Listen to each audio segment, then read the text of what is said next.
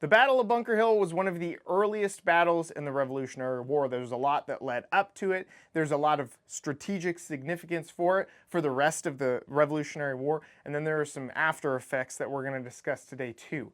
If you're looking at my shirt, the old Live Laugh Toaster Bath, it's going to be available on my website in mid-June. Now I'm diving into history today. I am Mandatory Fun Day, your host. I am honestly a history nerd. Okay, I love history. I love military history. It was my favorite classes to take in college. And so I'm really excited to be able to do this video for you guys today. Please let me know in the comments how you feel about the video. I love your thoughts. Constructive criticism or even non-constructive criticism, I really do read them and I try and take it in. For those of you that say kind things, which is the vast majority of you, I really appreciate it. The community that we have built together is pretty amazing. You know, there's very few places on the internet that are positive, and I feel like my comment section is one of them. And so I thank you for that, because that is directly you guys, and it reflects who you are as people. But without further ado, let's get into the Battle of Bunker Hill. The Battle of Bunker Hill ultimately was important because it showed the wherewithal, the endurance, the resolve of the colonial army against the British army. At the time, the British army was the most powerful army on earth by far. It wasn't even a question. Okay, and George Washington basically threw a bunch of guys together. To be honest with you, I don't know how he convinced them to fight, but I'm glad that he did. Okay, there was almost no chance, or what looked like on paper, no chance of victory. And it was fought and won at high cost. Despite losing the Battle of Bunker Hill showed the Americans, the early Americans, you know, that this was possible. We can do this. We can earn our independence through war. And the British Army is not invulnerable. It's not unbeatable. This battle specifically set the stage for the protracted war that was the Revolutionary War that would come after. I mean, it was an absolutely critical battle, and it's so funny to me that ultimately the colonials lost, and yet it still set the stage for them so perfectly. Very early on in our history, the colonials, the members of the colonies that made up early America, were growing increasingly frustrated with the British, and for good reason. There was taxation, there was very limited representation in the government, and really it looked like there was a low perceived value of the British and a high perceived level of interference. And that's kind of the best way that I can describe it. People didn't feel like they were getting anything out of the deal. They were kind of just getting sucked dry. There was the Boston Tea Party in 1773, where the colonials protested the Tea Act by throwing British tea in the harbor. I think that's the most common one that everybody kind of knows that. We still make jokes about it today. Don't come over here, Britain. We'll do it again. We'll throw that stuff in the harbor again. I can't even say it with a straight face. In response, in 1774, Britain enacted the Intolerable Acts, and that was meant to punish the colonies and hopefully restore order. Following the Intolerable Acts in 1774, the First Continental Congress was held, and basically members of the colonies all came together, and that was the very first Continental Congress. And I don't know how these people were selected, but it's the logistics behind it, the travel, figuring everything out. I mean, I don't think that a lot of people in the modern era, myself included, really appreciate that as much as we do. You had to load the boys up and walk. Okay, you had to walk to the First Continental Congress. There weren't phones, right? They were sending things by letters. We have usually as in our PACE plan, the E in PACE, you know, that is usually your runner. For those of you that are not in the military, that's like your communication plan. E is emergency. All they had was runners. That's it. That's all they had.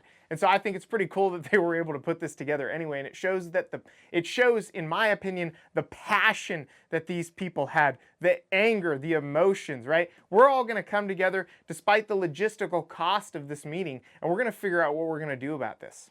By April of 1775, things had grown violent, you know, specifically in the battles of Lexington and Concord, where British forces met with colony forces. This ultimately set the stage for the Siege of Boston. This is where Americans surrounded the city, trapped the British inside, and started to give them hell. The Siege of Boston was incredibly critical, okay?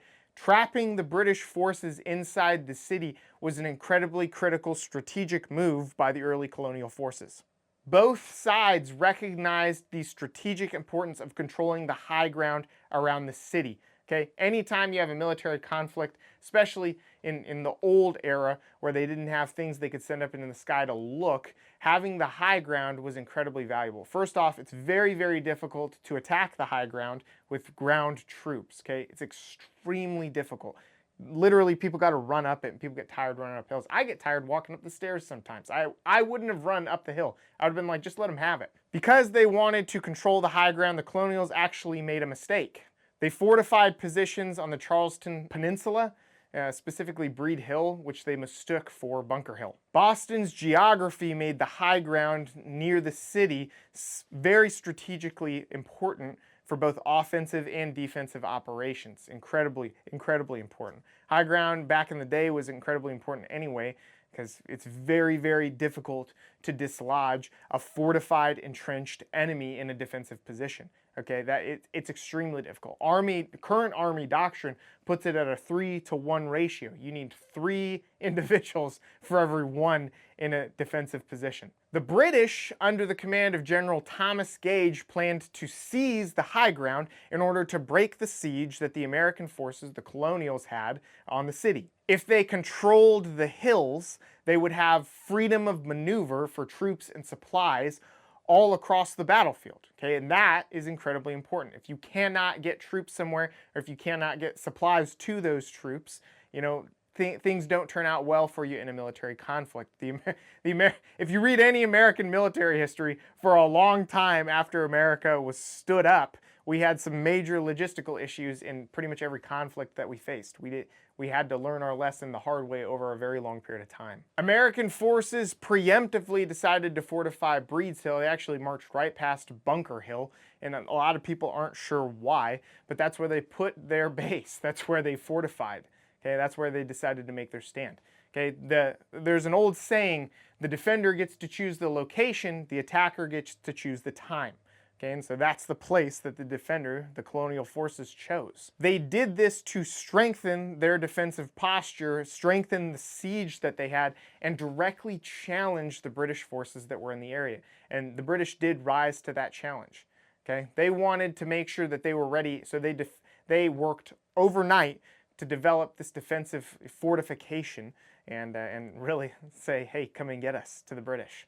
On the night of June 16th, 1775, the Americans were building their fortifications. Come morning, the British found out about it because they saw it. They looked up and they said, wow, that's a fortification on a hill. Somebody's got to be in that thing. Who built that? The British very, very quickly realized this fortification on an elevated position in a city, a major city with an active siege. That's not good for them. They realized the strategic significance of this, and they quickly, made a plan of action to try and take care of it. British General Gage ordered an immediate assault on the American position. He wanted them taken care of. He wanted them taken care of quickly and right now. Major General William Howe led a frontal assault of the American forces. He believed that a very rapid frontal assault, right? Americans are here, bam.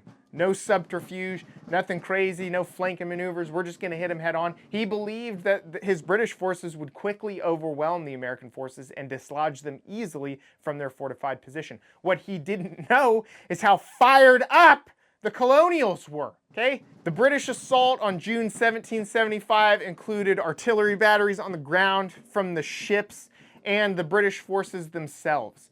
Dedicated and well-rehearsed American forces were able to repel them with concentrated musket fire. And this must have been absolutely shocking to the British, okay? When you're in a military force like that, you're wearing the uniform of a Brit, right? You're probably thinking to yourself, we're the best. Nobody can touch us, okay? And then you look at who you're attacking, which is basically a bunch of farmers with muskets, and you're like, they're not going to be able to stand up to us. They're not even going to stick around when we come marching at them. Well, the Americans did. They held the hill, and they did it quite well. They repelled the attackers in the initial attack. The second assault actually followed a very similar pattern. They were like, oh, it didn't work the first time, but we're the British, we're the best, baby, so we're going to try it again, and again they were repelled. The third assault finally worked in breaking the fortification, but not for the reason that you think. The Americans were holding strong. They had one critical issue. They were running low on ammunition. Yes, this battle was ultimately lost due to logistics. Now, I laugh because, honest to God, I can't even imagine how these guys felt. There had to have been some mixed feelings. They're like, we did it. We repelled the British. We just need more rounds. Give me more ammo. And I think that is pretty incredible. I think it's a really, really good metaphor for American spirit in general.